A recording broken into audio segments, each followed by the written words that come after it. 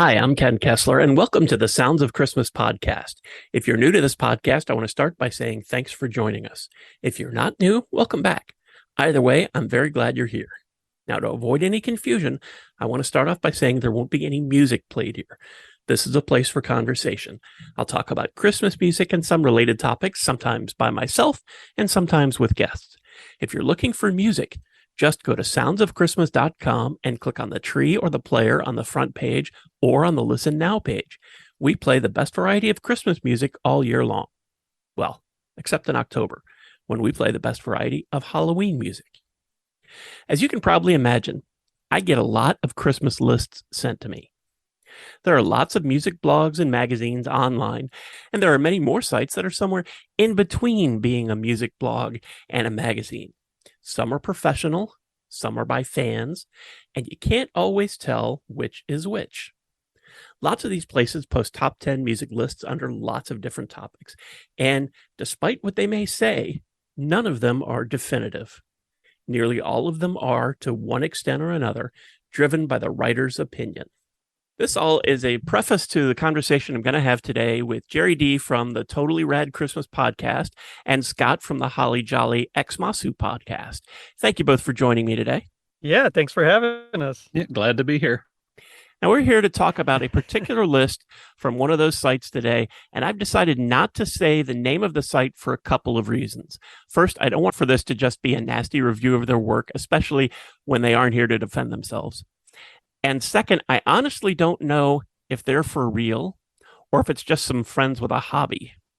The list I want to talk about is certainly the result of opinion, but the issue I had with it is more than just opinion. In fact, I sent the list to both of you when I first came upon it in early August, and I think that you had similar reactions to what I had, didn't you? Oh, totally. Yeah. There was a lot. There was like, what? Why would you pick that one? Mm-hmm. Now, the list that I'm talking about is called the Top 10 Christmas Songs from the 80s. This is not based on airplay or sales. It's simply preference. And the creator or creators of this list are certainly entitled to their preferences, but I had a couple issues with their choices and thought it would be a good topic for conversation. And as I was working on scheduling the recording of this podcast, I came across two more lists from this same site. I found it intriguing since all three of these Christmas music lists were posted in August of 2022. And I also found that I had similar issues with the choices of these two extra lists. And I'd like to surprise you guys with them. It's not a gotcha thing, but I know you don't know about them. Right. And a couple of the things that I found problematic, shall we say, with their list, and get your initial reaction to it, and then we'll dig into the 80s. Cool. One of the lists was the top 10 Motown Christmas songs. Now, a lot of the artists you'd expect to appear on this list were there: the Temptations, Jackson 5, the Supremes, Stevie Wonder. But then there was this one, Merry Mending by Nina Simone. I saw that list, and when I saw the Nina Simone song, I was kind of excited because I didn't think she had done any Christmas music. And I listened to it, and it has nothing to do with Christmas. It has nothing to do with winter. It's a get well soon song. Yeah. Gerry, do you know this song at all? No, this is one I don't think I know. And I love Nina Simone, but I don't think I actually have heard this particular one. That's interesting that they would put it on their list. I wonder if they just saw the title and were like, I need another Christmas song, but that's not by Stevie or Yeah. the usuals. Well, it has a jolly beat. Yeah, it is. It's a happy sounding song. Forget about your pills, forget about your ills, forget about the bills. Get up, get out, get well again. Merry Mending. That has nothing to do with Christmas. Not only is it not a Christmas song, but as far as I can tell, Nina Simone never recorded for Motown. This was on her album Nina Simone Sings Ellington, which was on the Colpix label, which would become Cold Gems, the record label that brought us the Monkees, who also didn't record for Motown. But they refer to Nina Simone as the Motown great Nina Simone, And she never recorded anything for Motown. She was born in North Carolina, discovered singing in Atlantic City, New Jersey, not Detroit.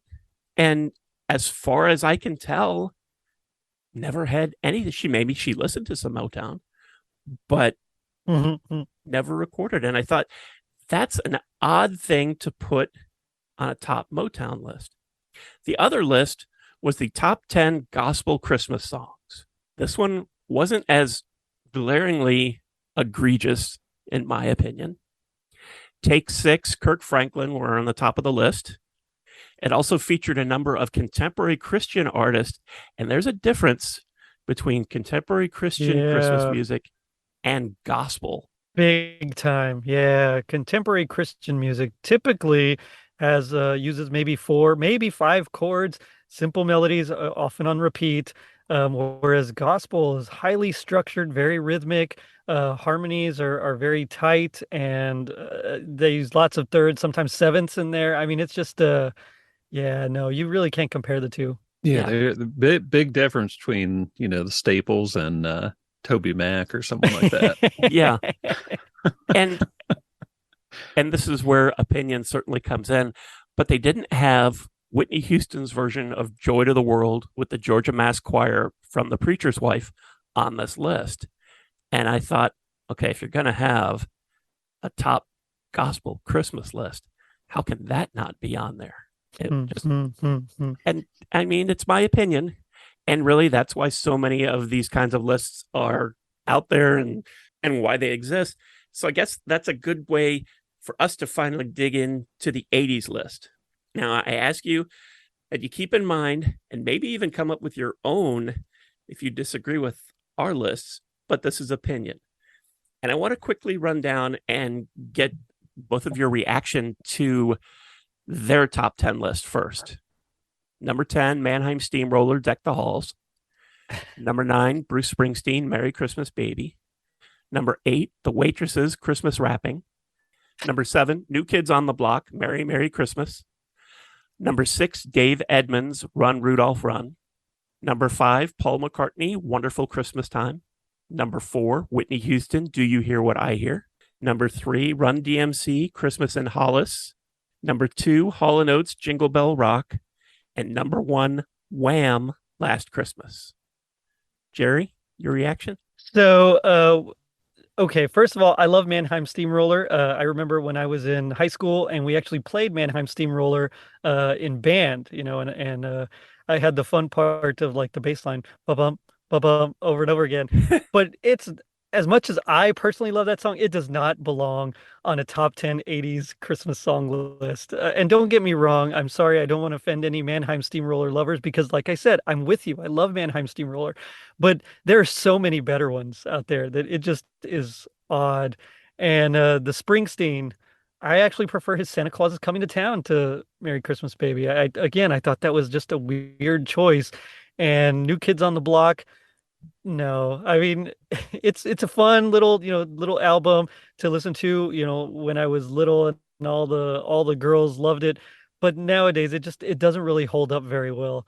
Sorry to Kim Cooper, who I know did New Kids on the Block with me, episode with me, but it doesn't hold up. Again, there's like odd choices here that just don't belong on this list. Yeah, and new Kids on the Block, that was kind of the deal breaker for me. Well, and they included Wonderful Christmas Time, which came out in 79. Yeah. Right? And that just kind of stuck out to me. Now they're playing by my rules. It's 80s adjacent. If you're going to do like an 80s list, like make sure it's in the 80s, I think, Yeah. But yeah. Well, my issues with this list, first was the Paul McCartney thing, came out for Christmas 1979. The other thing was that 3 of the songs out of this top 10 all come from the very special Christmas album, the first one. And it's almost like they're using that sort of as a reference for the 80s. And with the choices they made, I just feel like, okay, Pretenders, Have Yourself a Merry Little Christmas. U2, Christmas Baby, Please Come Home. John Cougar Mellencamp, I Saw Mommy Kissing Santa Claus. The Eurythmics, Winter Wonderland. all four of those I would put ahead of the choices they made, but I wouldn't put them in the top 10. And Yeah, I feel like I think you're right. I think that's exactly what they did. I think they just started with that album, said, "Oh, I recognize that name. I recognize that name," and then just started Googling like what other Christmas 80s things were there, and just started picking and choosing. It's almost like they hadn't heard all of them because there's like some really fantastic stuff out there that people unfortunately don't know about. But at the same time, it does feel very much like you just Googled 80s Christmas songs and they found artists that they recognized and put them on the list. it felt like that to me. I was concerned that I was just being a Christmas music snob. I run the Sounds of Christmas station for a very long time, and Christmas music is something that it's my thing. And I just feel like if you're going to make a list like this, and there's no real when they made this list, they put like a short paragraph about each one, but there's no evidence that either that they lived through the 80s and remember this, which I'm pretty sure that they didn't, or that they really knew what they were talking about, especially for Paul McCartney, where they talk about how it just all the instrumentation and everything just reeks of the 80s, because the truth is it reeks of the 70s. Yeah. But yeah, it's definitely pre-80s. Well, I had asked both of you to come up with your list, and I came up with mine, and I'd like to kind of go around. Each of us do our number 10, number 9, and so on, and see how different our lists are from this list, and what we each have to say to pick on each other about our choices. I'm all for good-natured ribbing, so that's okay. Hey, well, Gerry, since the 80s is sort of your domain, why don't you kick things off with your number 10? All right, so this one is I'd heard it, I remember hearing it growing up, but only a couple of times, and then I'd completely forgotten about it. And then I rediscovered it a couple of years ago as I was again doing research for my podcast, and it's "We Three Kings" by Book of Love. I actually really enjoy this one. It's super 80s, the synths, the way that they use the tremolo on certain of their longest ba ba ba bum bum ba, and right there they start to trill it a little bit with you can tell the little keyboard tremolo wheel. Um, and then it's a fun, weird synth pop version of "We Three Kings," which is a song that doesn't get a ton of play nowadays. So I was really grateful to hear it.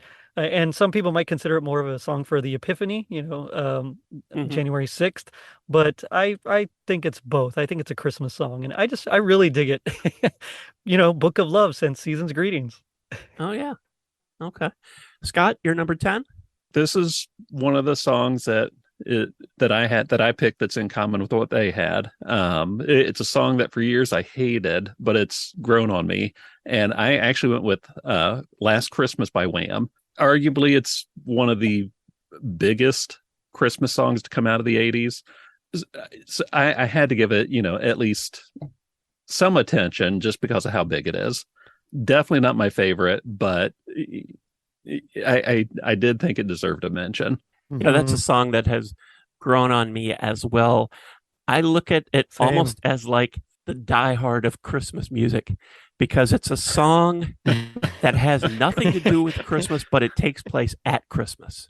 Yeah, I agree. Yeah. Yeah, well, and it's one of those, there's a handful of songs that you hear several times an hour if you listen to the local radio station around Christmas time. That's one of them. And for years, I would not listen to it because it had just been overplayed so much. But I've softened on it, so I figured it was worth mentioning it. And I'm right there with you. Spoiler alert, it might be coming up later for me. But yeah, I same thing. I didn't want to. I was like, this song again. And now it's like, you know what? This is a fun song. I'll listen to it all the time. Well, it's I'm sure I'll pay for this later by likening these two songs, but it's a little bit like Jingle Bells, because Jingle Bells isn't really a Christmas song, but we're so used to hearing it at Christmas time that it evokes that nostalgia, that sentiment of the holidays. And I think we're getting to the point where Last Christmas does the same thing. Mm-hmm. Yep. I think you're right. Yeah. For my number 10, I cheated and had a tie. I It's pared this okay. down. It's okay. It's your show. You can, if you want to, you can. That's true. I can have 2 or 3 songs for each one, but That's right. I had pared my list down again and again and again, and I ended up with 11 songs. Actually, that's a lie too, but we'll just start and pretend that there's only 11 right now, and then I'll explain later. But I couldn't get rid of either of these, so I thought I'll keep them both in. So at number 10, I've got the Fabulous Thunderbirds, Rockin' Winter Wonderland, and Foghat, All I Want for Christmas Is You. I feel like the Fabulous Thunderbirds, they were a big thing in the 80s, and poof, they're gone. They're still out there and they're still doing stuff, but they put out, they were on this compilation, an Austin Rhythm and Blues Christmas, and they had this song and one other one, and it's largely instrumental of Winter Wonderland, but it's just really fun, and it's got that R&B rocking kind of thing to it, and it's a Christmas party. Yeah. The Foghat song is just a good rock Christmas song, and it's All I Want for Christmas Is You. It's not Mariah's song. It's not Vince Vance's song either. It's their own thing, and if you have your own radio station, make sure that you listen to it before you play it, because there's a couple versions and one of them has some words that you might not want to broadcast. So be careful of that. But I just love the feel of it, and I just think it's a great rockin' Christmas song. Yeah. I really like the Fabulous Thunderbirds, but I agree, they were like there for a bit and then they just weren't. Yeah. And I don't know the history all of it. I never deep dived into them because I like their stuff, but I was never like, a super fan, so I don't really know the history. But same thing, it was just all of a sudden they weren't there anymore. It was like, oh yeah, I remember them. Yeah, well, because they were so big for a short time, and then they played at a local bar a few years ago, and I was like, holy cow, I had not thought of them in decades, and here they are playing 5 minutes up the road from me. Nice. And they've continued to put out music. If you use, I was going to say Spotify, if you use whatever streaming service, you can check them out. If you remember the Fabulous Thunderbirds, or you think it's a cool name and you want to hear them, it's great Texas R&B rock and roll. It's a lot of fun what they do. So there's my pitch for them, unpaid. But if you're in the Fabulous Thunderbirds and you think that was cool and you want to send me a little something, that's fine. Gerry, number 9. Yeah, I'm sure you wouldn't mind if they sent you a little something. So my number 9, okay, this is from a movie that I thought was so awesome when I saw it in the theaters. When I have gone back since, it's odd. It's like really 2 movies kind of smashed together into one. It's from 1985's Santa Claus the movie. This is Sheena Easton sing It's Christmas All Over the World. I remember seeing this in the theater. I loved it. The song was so catchy. I was kind of heartbroken that I didn't hear it more on the radio at Christmas time. And it's just one that I have to listen to every year. I almost did pick one of the other songs sung, and it's not even really a song, but Making Toys from, with lyrics by Leslie Bricusse. But instead, I went with this one. I think it's just, it's fun. It's a cool song. And just as soon as she says, it's Christmas all over oh man, I feel the chills every time. I love that song too. It's on my list a little higher up. Oh, nice. Okay, I don't feel so bad then. Scott? I went with one that up until a few years ago, virtually nobody had ever heard of. Shopping by Joseph Washington Jr. He was a guy who, I forget which city. He put out an album on a little private label press, and it's one that was kind of like legendary among Christmas collectors for years. And then Numero Uno put it out a few years back, and it is just a fantastic album. Honestly, when you listen to it, it sounds like each song he went in there and he had his band and they just kind of jammed while he made up lyrics. And it's it is just the coolest album. If you haven't heard it, you've got to, it's on YouTube. I know it's on other streaming services. Go ahead and look it up. Shopping was the lead single when they re-released the album. But when I finally got a copy of it, I played it so much that my now 10-year-old, it's one of the songs that she sings every year around Christmas time. So it's a fun song. It's a great album. I've actually seen original copies of it, and I've been really tempted to get it because it's it's one of the rarest things out there, but it's also just such a cool album. So it's one that more people really, that you need to search it out. You need to hear it. It's got some just fantastic songs on there. Who's the artist again? Joseph Washington Jr. I'll have to put that on my I watch think list. I definitely don't know this one. Yeah. And, it definitely deserves to be, if not rediscovered, then just flat out discovered by people. My number 9 is John Anderson, Easier Said Than Done. Oh, that's a good one. I might also have one from his album later. John Anderson was Good the choice. Yeah. lead singer for Yes for most of the songs by Yes that you know. In the mid 80s, he put out a Christmas record called Three Ships, and it went in and out of print several times over the last 30 whatever years. But this was the lead single, and I just have such a vivid memory of it. I worked in a record store, and it was on the cover of Billboard magazine before it came out, just a tease. This is coming this week. I was excited about it. We got the record in and played it, and this is the first track on side 1, and it just instantly feels like Christmas. And it just it evokes that for me. I hope it does for others who hear it. Maybe you had to be there in 1985. Maybe I think it was 85. Maybe It was, 85. Maybe you needed to, maybe you needed to experience it when it happened, but it just has that Christmas magic, at least for me. So that's my number 9. Moving up to number 8. Choice. All right. So for me, this one's from 1982. It was by a Christian singer, just singer-songwriter, Michael Card, and the song is Joseph's Song. Now, I heard this one first as a couple of guys at our church when I was in college. I was like still just getting to know the guitar kind of fairly okay, and they came out and they sang it. They sang the harmonies, they played guitar, and I thought it was like one of the coolest songs I'd ever heard. So I went out to go find this song, and luckily they had copies for me as well. They're like, here, you can have it.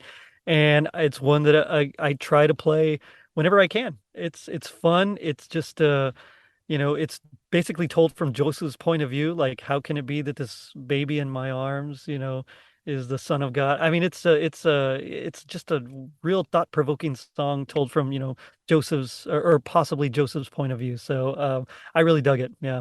Michael Card, do you know anything about him? I'm not familiar with him. Mostly, I just know he's got a few albums, but mostly what I know about him is that he's just like a Christian singer-songwriter that did a lot of just, few things here and there. I know he toured with John Michael Tabbitt, if you know John Michael Tabbitt. I know the name, yeah. For a bit. Yeah, he's also another Catholic, well, he's Catholic, but he's a singer-songwriter. And both of them together, that's just kind of really acoustic stuff, a lot of just very folky influence, and so that's why they toured together. But as far as Michael Card himself, I'm not super knowledgeable on him. I just remember my experience when I heard the song and thought, man, this is a great song. It's mostly just him on piano by himself, but it's fantastic. Yeah. How about you, Scott? Number 8. So when I made my list, I came up with a preliminary list and realized I didn't have any country music on there, and I really debated what to throw on. It came down to 2 I was picking between. I finally went with "Hard Candy Christmas" by Dolly Parton.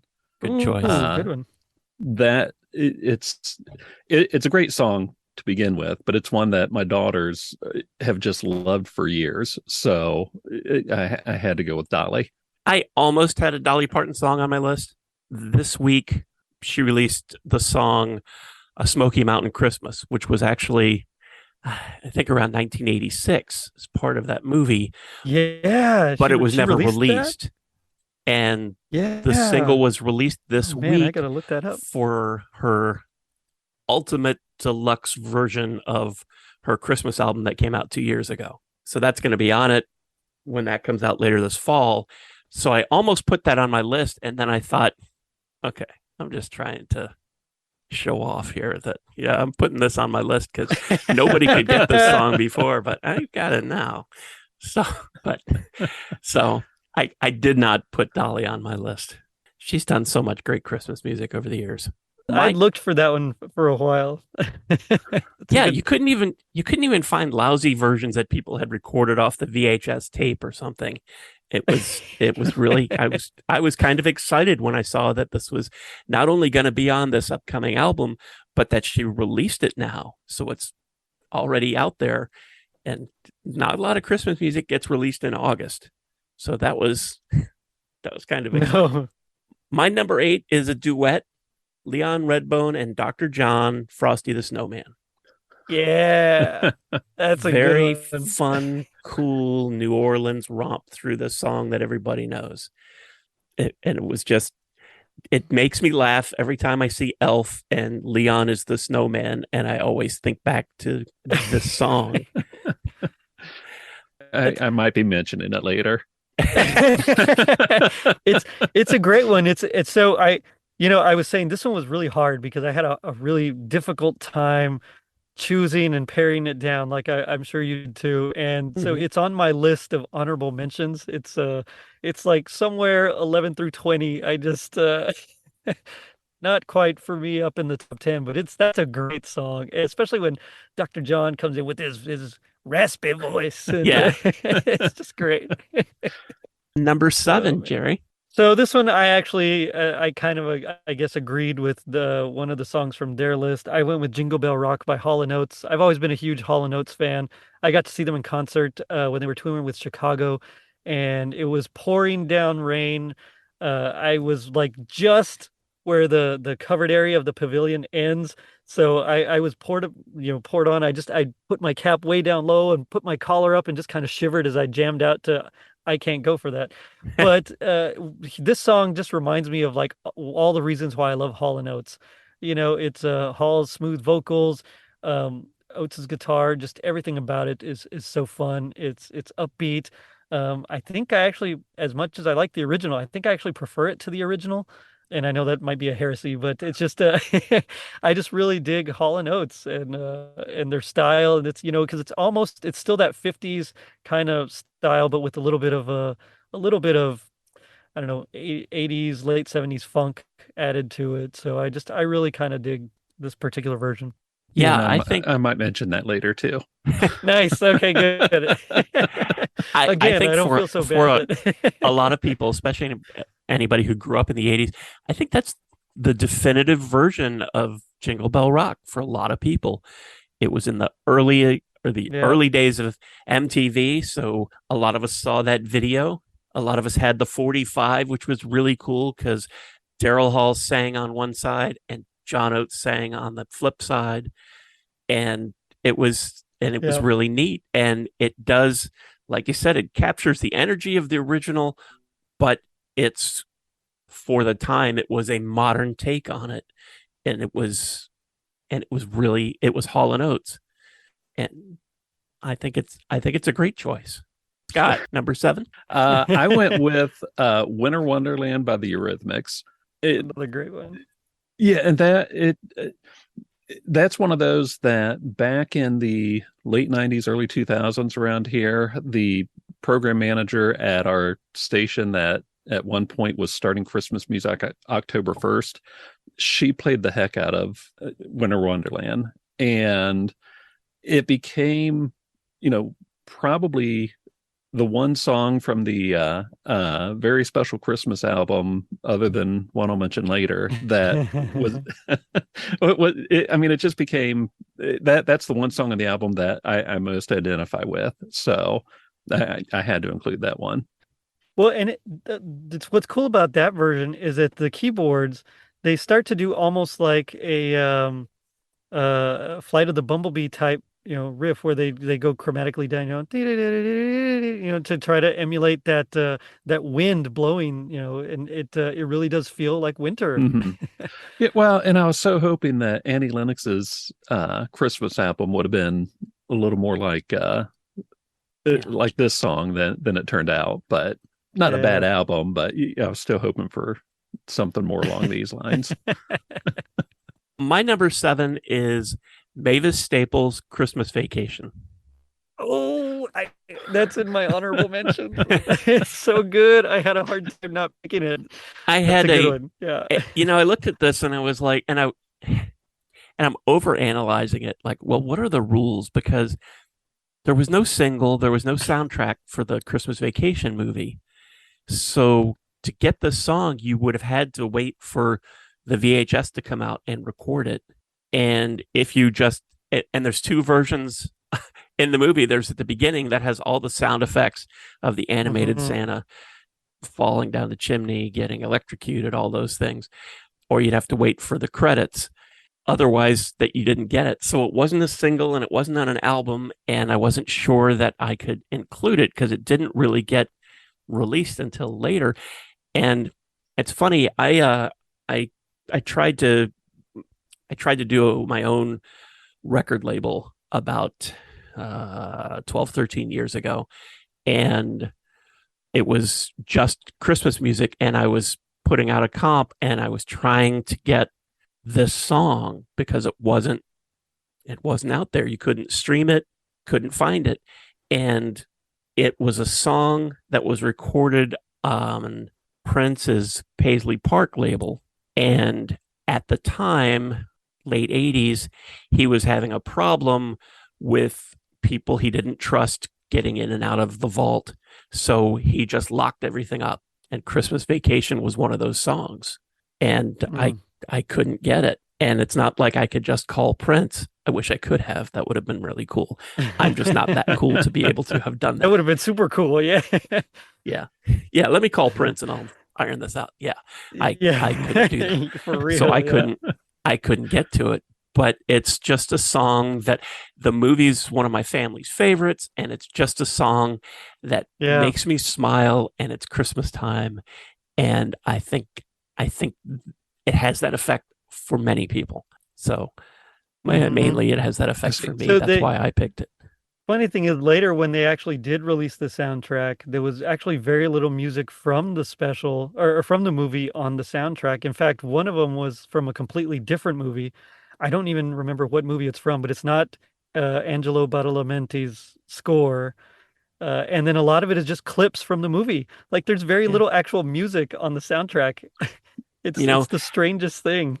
Not a lot of people know this, but there was the soundtrack that you're referring to was a 10th anniversary thing that was supposedly made in a limited number for some theme park that was tied to Warner Brothers. But it was but it wasn't. It was just a really well produced mass bootleg that went all over the place in such huge numbers that people thought it was the real thing. And the piece of music you're referring to was actually, I think, from Home Alone 2 that somehow got slapped on this thing. Could have been, yeah. And and you're right, there were clips. It was a weird thing. There were clips from the movie. Yeah. It was just just one of those weird Christmas things. See, I actually included Lindsey Buckingham's Holiday Road on one of my Christmas compilations. Yeah, I throw it whenever on my 80s Christmas playlist. I throw that on there too. That's another one of those that I go back and forth on because is it a Christmas song? Yeah, it's not like at all, but it's so connected closely with National Lampoon, Chevy Chase's character, the Griswolds, that it's like, You could make the argument, but no, Yeah. it's really not. No, but I throw Right. it on there too, Scott. But it's a fun song, and it's about hmm going on a holiday. And Yeah, yeah. so, yeah, I totally get that. Number 6, Jerry. So for me, it's The Greatest Gift of All by Dolly and Kenny. Oh, nice. Um, from A Christmas to Remember. They have a lot of great songs on there. In fact, the one that I most think of Christmas for is when they do that Winter Wonderland sleigh ride kind of Oh, the medley, medley, yeah. right? But this one, I love the content just so much, knowing you're in love with me is the greatest gift of all. It's sweet. It reminds me every time I see it of the special the TV special that they came out with that was Hmm. linked to the album to promote it. It's a strange thing if you've never seen it. I feel like you have to just once. There's some weird, I don't know what they are, elvish, demonish things in there. It's the strangest thing. But this song in particular is just a fantastic song. And they go back and forth, and there's lots of key changes, so it's musically interesting. They keep it fresh every time the next verse comes in, like the key changes again. So it's Dolly wrote a fantastic song for that. It's yeah. Well, and that's such a great album. It's hard to, just It's pick hard to one pick from it. one. Yeah. Uh-huh. Yeah, one of the songs that almost made it onto my list was With Bells On. Kenny and Dolly from that. Yeah, Yeah. that's another good one. Yeah. Yeah. There's just so many good ones.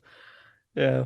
Scott, number 6. So on the list that kind of sparked this episode, they had the Waitresses Christmas Wrapping from Mhm. Z Records, a Christmas record. Yeah. My as much as I love that song, my favorite song from that album is my number 6, Christmas on Riverside Drive by Mm. August Darnell, also known as Yeah. Kid Creole. Yeah. It's such a fantastic song, and it's one that I don't think I have ever heard it on the radio. I mean, not No. on the local station, not on Sirius, nothing. And it's just fantastic. If you haven't heard it, it's one you've got to look it up. In the Yeah. Nice and funky and just Uh-huh. it's everything about it, and it kind of has a driving beat. Yeah. That's a great song. in the early days of the Sounds of Christmas station, I was using Live 365, which is different than the Live 365 that exists today. But at the time on their player, you could give a thumbs up or thumbs down to songs. And Christmas on Riverside Drive was one of the highest rated songs that we played those first few years. Wow. Yeah. Yeah, first time I heard it, all I could think was, how could I have not heard this before now? Because it was probably, I think, early 2000s the first time I heard it, Yeah. and it blew me away. Yeah, because I think they released it on CD in 2001, Mhm. something like that. It was pretty late. It was like a Yeah. late comer. My number Yeah. 6 is Ann and Nancy Wilson, Here is Christmas. And this is another one that I think that I went back and forth on because this was just sent to radio. This wasn't an Mhm. official release. They released it later, I think, as The Love Mongers and then as Heart. But in the late 80s, this just showed up as a CD single at the radio. And I just think it's great. It's one of the first songs I remember about that Christmas is coming, and there's a lot of noise about all the things that you need to do, but you know what? Christmas is still Christmas, and it's still and it's here. And Yeah. it's just, over the shopping mall and the traffic and everything else, it's just a reminder that it's still Christmas. And I love their voices. It was just a great original song.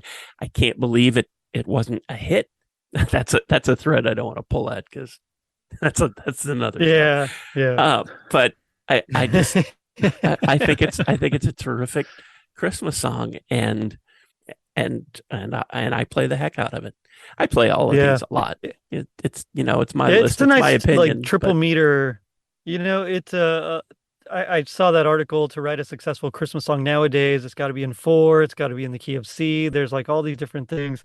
But what I like about that one is that it's in a nice like 6/8, just kind of this triple meter, just lilting, And there's a lot of classic Christmas songs or Christmas hymns and carols that are in 6/8. So it kind of hits that that vibe of when we were little and just like the olden times that I don't know. I agree. That's a good one. Yeah. And I love that it doesn't beat you over the head with a message. It's just, you know what? I know it's busy. I know it's hard. I know that things Right. are crazy right now, but you know what? It's Christmas. It's just that simple without, without being preachy, without telling you what to do or anything. It's just, just remember you're looking for a parking Right. space, but remember it's Christmas. Number Yep. 5, Jerry. All right. So mine is Little Drummer Boy by Joan Jett. So, Nice. so, uh, and I actually had to just defend this on an episode I did recently, but I've always I like this song. It's fun. I remember hearing it, and it's just what's interesting about it is that it's the typical, Little Drummer Boy, but it's got the palm muted guitar, so it's a little bit heavy, so that kind of satisfies some of my more rock sensibilities. But there's this cool section, it's like an interlude, and then at the end again, where they go from the tonic, which is we're in the key of C, so they go from the one chord to a flat seven major chord, so like a B flat. It's not in the key, it's just like a typical thing that you hear in like rock and blues songs, and so it just adds a little extra like, oh, that's interesting. And then they add a suspension above it. They suspend the fourth, so it's not there's like no thirds in there. It's just again, it's like this little bit of interest that they add. And so to me, that plus the fact that the drummer actually gets to do like some fills and fun stuff, it just I actually really enjoy this song. And I thought it was odd that it was really only included on like a first pressing, when they released it in December, and then they took it off in later pressings, I replaced it with a different remember song.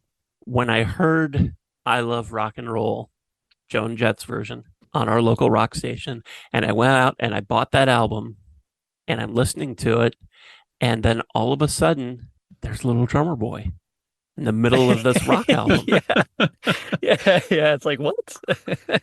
Yeah. And I was like, wow, there's a little bit of buried treasure here. I had no idea this was coming up. This is so cool.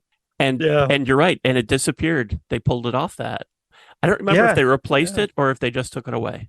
They did replace it. I don't recall off the top of my head what they replaced it with, but nowadays, of course, you can get both. Yeah. Like whenever they do the streaming or the digital releases, it's both. But yeah, they did replace it with another song. I can't for the life of me remember what it was.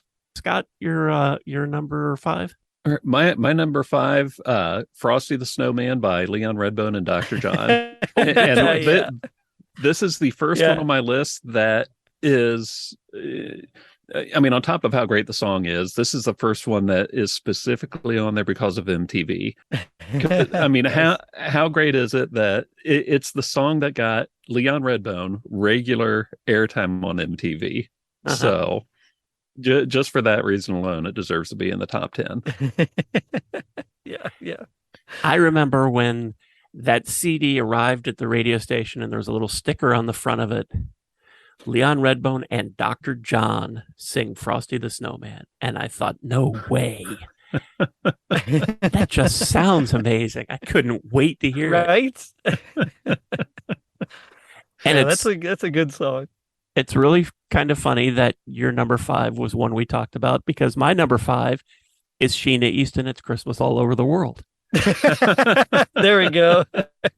Um, I vividly remember being so excited about Santa Claus the movie, and I came out of the theater with this song and with the melody of making toys when the elves were making toys in Yep. my head, and I was able to get this record. This is another one that went out of print, and I think this song finally showed up on one of Sheena's greatest hits collections or something like that.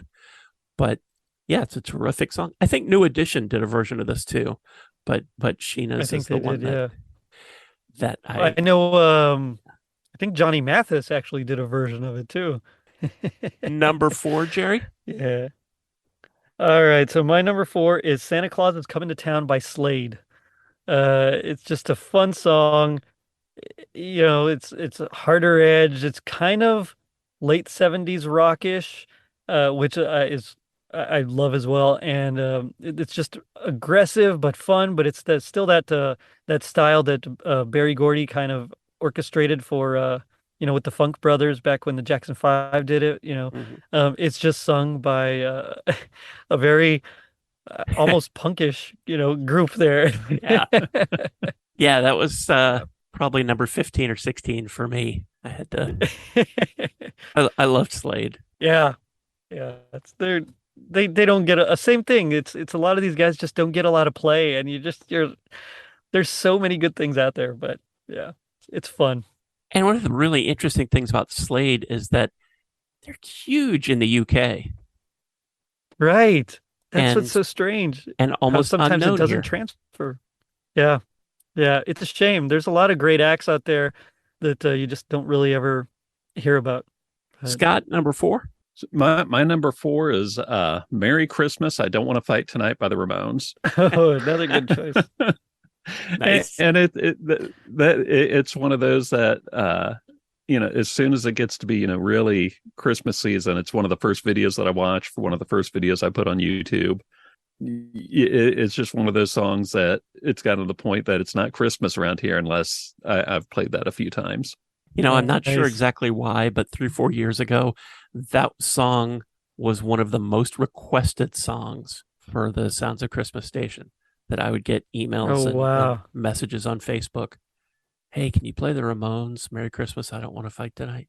I know it's been thrown into like several movies and TV Yeah. shows, and hmm I don't think it fits a lot of the time when it gets used, but it's still a fantastic song. Yeah.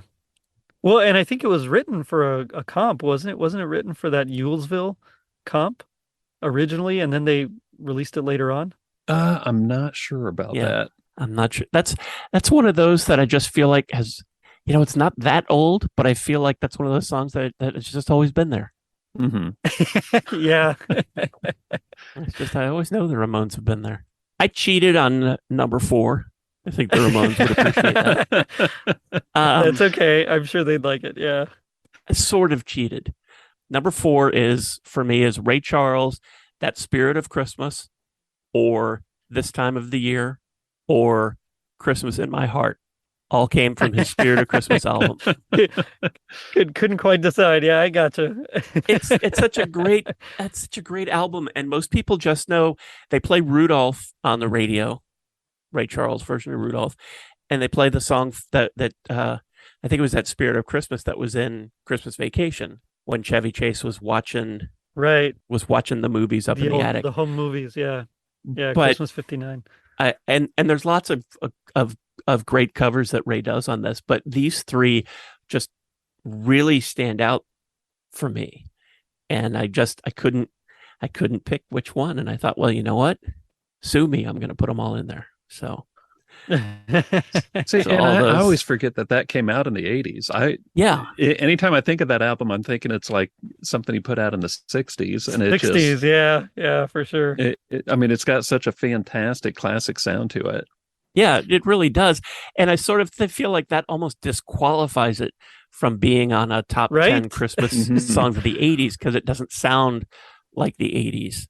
But Well, and that's actually why I didn't pick, because there are some really fantastic country albums from the Christmas from the 80s, but I didn't pick any of them because to me they don't really sound 80s, but at the same time I like of course they're from the 80s so you can pick them, and that's kind of how I feel. Like that is it's just a phenomenal album, but you're right, it does kind of sound like more classic. It does sound definitely much more 60s. yeah, yeah. In fact, I was so surprised that it was an 80s album. I just don't remember. I don't remember it being on my radar when it came out in the 80s. And then later when I rediscovered it, that you listen to it and you feel like, well, this is just classic Ray Charles. What? It came out when? In the 80s? Really? Yeah. Yeah. Number Oh, 3, man. Jerry. All right, so this is it's not really, but it's kind of a cheat. So I loved the movie Scrooged, And one of the songs found on the soundtrack is actually from the 70s, but it was re-recorded for this album. It was Christmas Must Be Tonight by Robbie Robertson, originally recorded by the band, but I love this version so much better. It's like it drives, there's like a backbeat rather than just, the drum playing on, one, two, three, just on Yeah. beat three. Now there's actually a backbeat on two and four, and it's just I don't know. I really like this song. Son of a carpenter, Mary followed the light.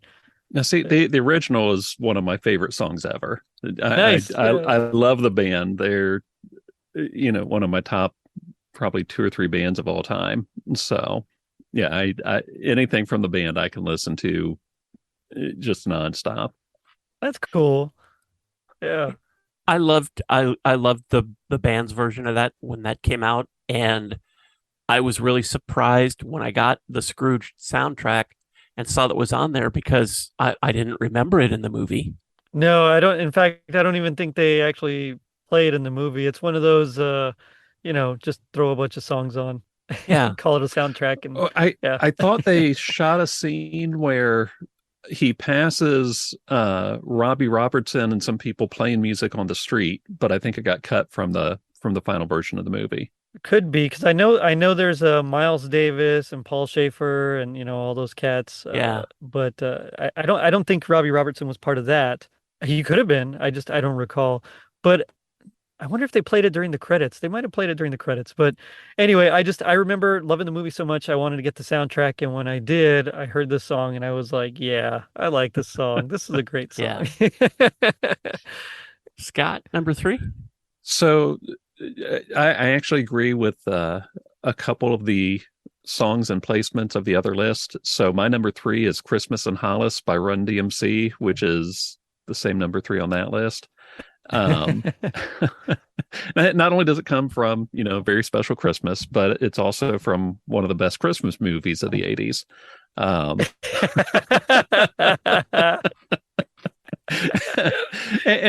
And honestly, this is, I think this is really the first really big Christmas rap song. Yeah, yeah. I mean, I know there were some that came before this, but honestly, I don't know that any really got the attention that this one got. And I the video, I don't think I saw the video a whole lot on MTV, but it's got a fantastic video and it's just such a fun song. It's Mhm. funny when that Very Special Christmas album came out, and Jerry, I think we talked about this when we were doing that episode. Yeah. But when this album came out, in the radio station where I worked, there was a big sign in the control room that you could play any song from the Very Special Christmas except Run DMC. And it That's seemed like crazy. for radio, it seemed like that was just the thing for like 10 years. And then somehow the nostalgia of it came out, and suddenly it's becoming more popular, and you hear it on your favorite Christmas music station. You hear it on Sirius. But when it first came out, it was one of those, and I don't know why, unless it was just that it just didn't fit the format of your easy listening station, because it doesn't. But Right, right. wish I had taken that sign. That was funny.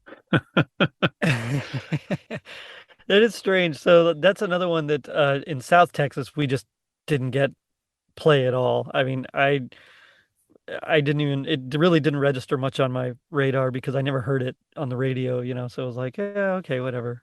Christmas in Hollis, I'll skip it. And now, of course, you hear it all the time, and it's Yeah. considered a classic. But yeah, I remember just not hearing it very much.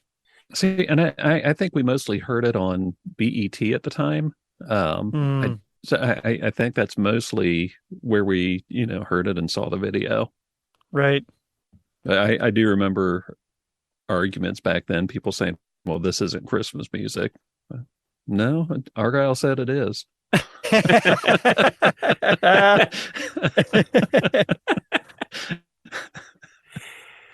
My number three is Christmas Every Day by the Temptations. And this is a song that was also recorded by Smokey Robinson and the Miracles. And I Smokey. actually prefer their Yeah. version, but I think their version was in the 70s, so I had to stick with the 80s.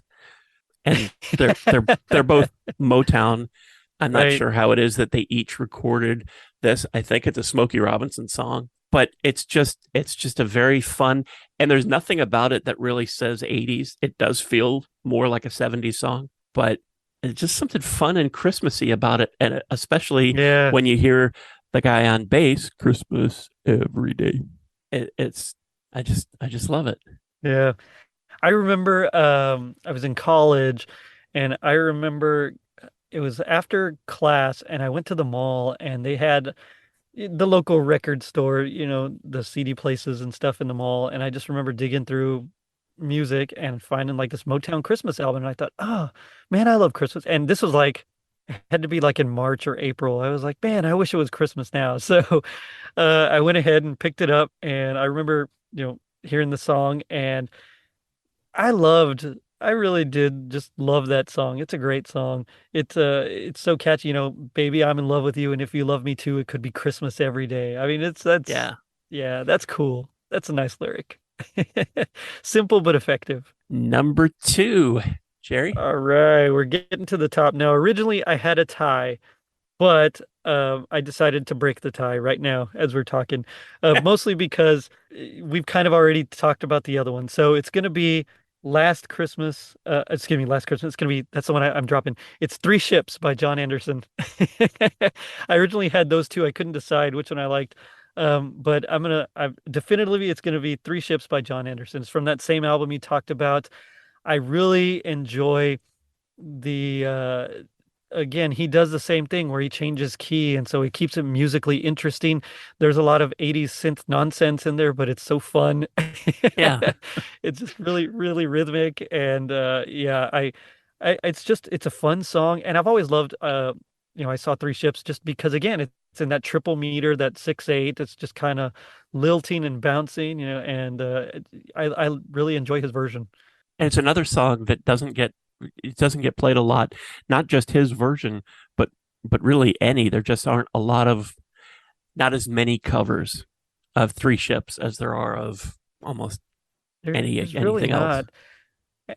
And I liked when America did it because they changed it into a duple meter, it's like in 4/4. So again, I thought that kept it musically interesting. But at the same time, even that version, nobody hears. So it's Yeah. yeah.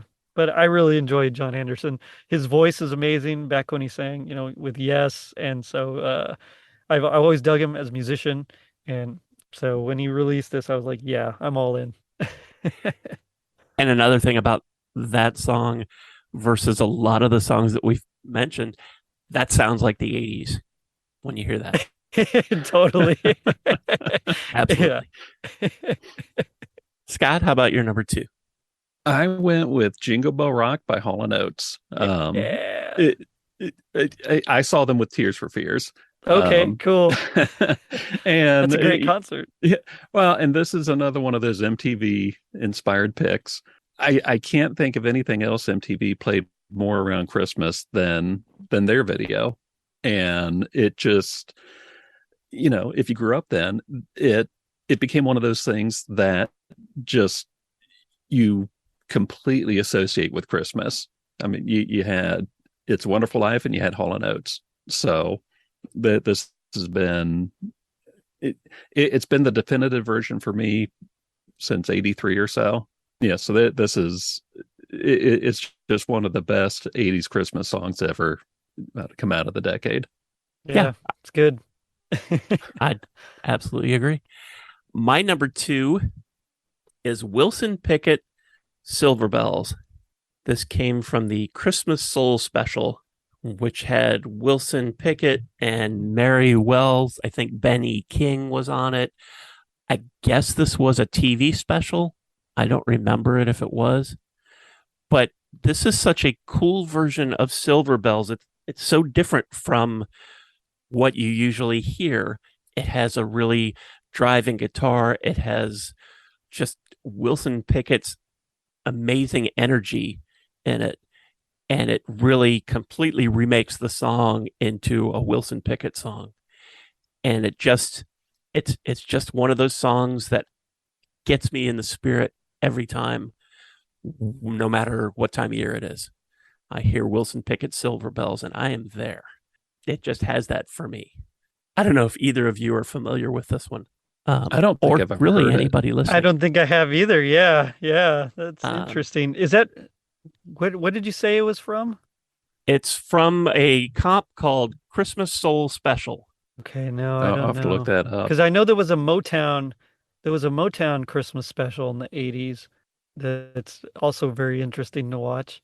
But Yeah, but no, I I have don't no remember idea that. if this. I That's don't interesting. remember it if it was a TV special. I don't have. Gotcha. I don't remember. I just remember the album and that it was really cool and that I knew most of the names on there, and this, especially this version of, so he has another one. I think he did Jingle Bells on there also, but this one just was one of those rare songs that you know it, but it's also unlike anything you've heard before. Yeah, It's I one of love those you're those. listening to and you go, why do I know all the words to this song? And then it just hits you. Oh, because Wilson Pickett took Silver Bells into the shop and made it a Wilson Pickett song. Nice. All right. We're at the top of the list.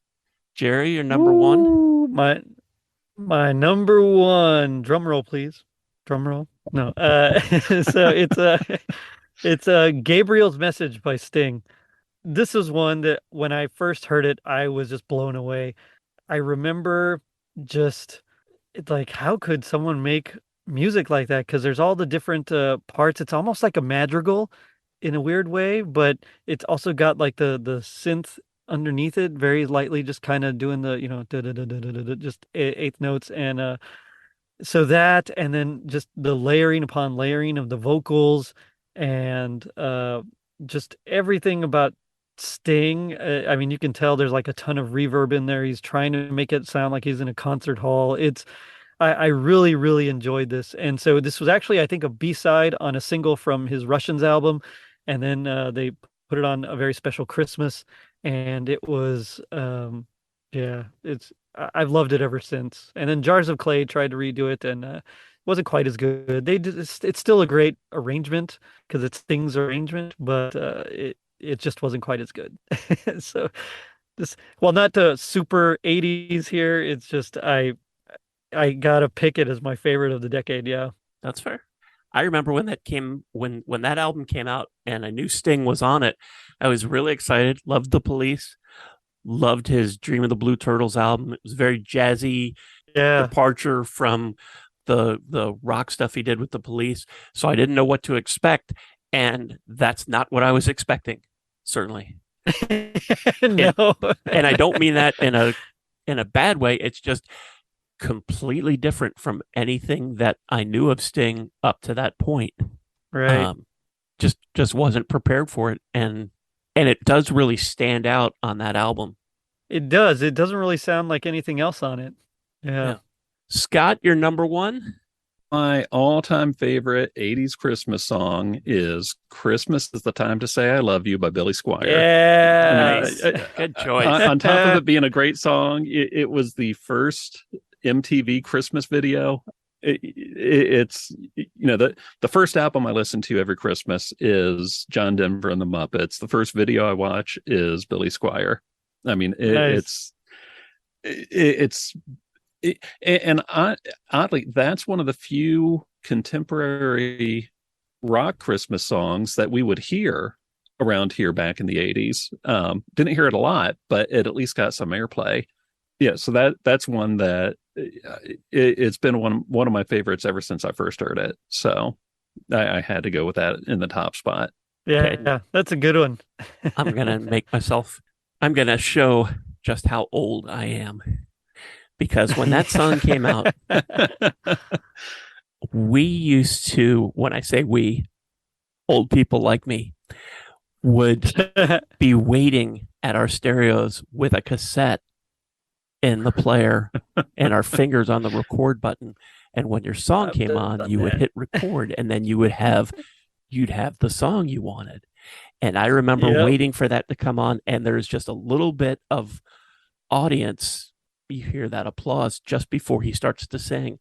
So I would just be waiting for my rock station to play that, and I'd hear applause, and I'd hit record, and then it would be Santa Claus is coming to town again. Springsteen. Like, oh, come on. I had 9 copies of Oh this. no, fooled you. Yeah. Well, But I just, and the worst part of doing that was if you had the DJ who would talk over the end of the song. Oh, yeah. I hated that. Yeah. Trying to record a song and it just ruins it all. Mhm. All right. My number one, I found this song in a record shop in the Christmas 45s one year, 82 or 83. Never heard of this band, but I was buying Christmas music. And so I bought this single and I just love it. It's Christmas is Coming by the Payolas. And judging by the silence, neither of you know that song. I think I've got a download of that. I can't think of it at the moment, though. I'm pretty sure I have it, though.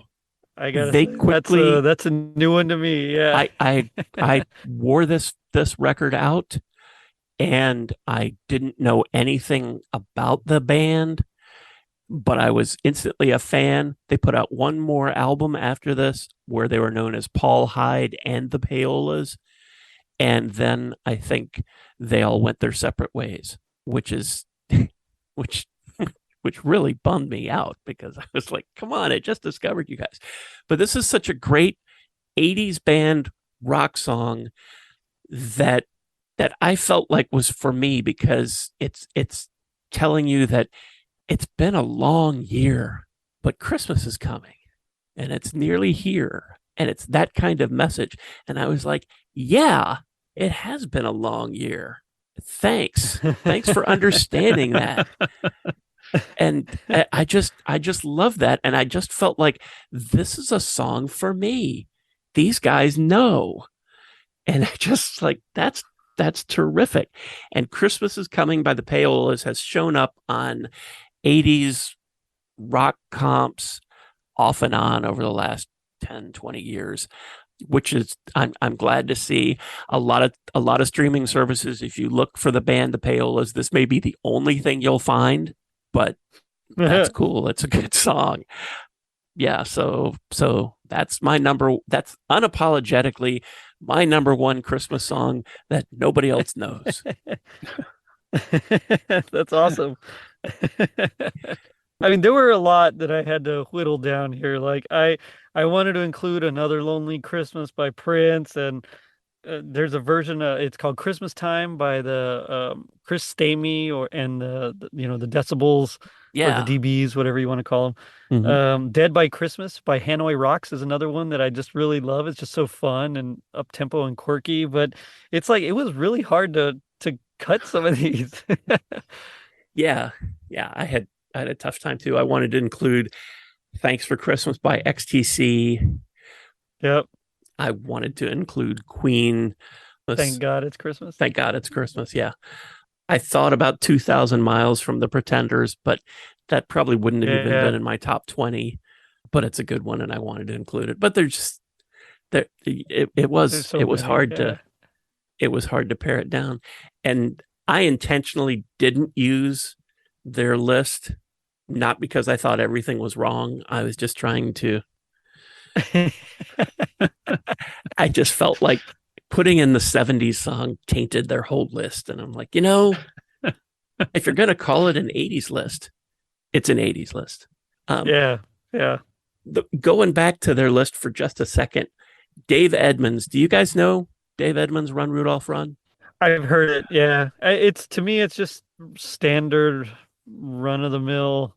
There's nothing particularly exciting or interesting about it, and it's not very famous, so I was surprised they included it. This is another one that I picked up as a 45 that I didn't know. Okay, for those listening, 45, that was a single record. But this was another one that I picked up, and I didn't know the Dave Edmunds band, and but I knew the song, and I got it, and it was a good rock band version of Chuck Berry's song. I like Chuck's version better. I like Keith Richards' version better. Neither of those are 80s songs, though. it was one that it really it stood out to me on their list as I don't know why this one's here. And it's no Right. offense, And which is Dave, if you're listening, it's no offense. I know it's a personal preference list anyway, and maybe they feel about this the way I feel about the payolas. I don't know. it could be.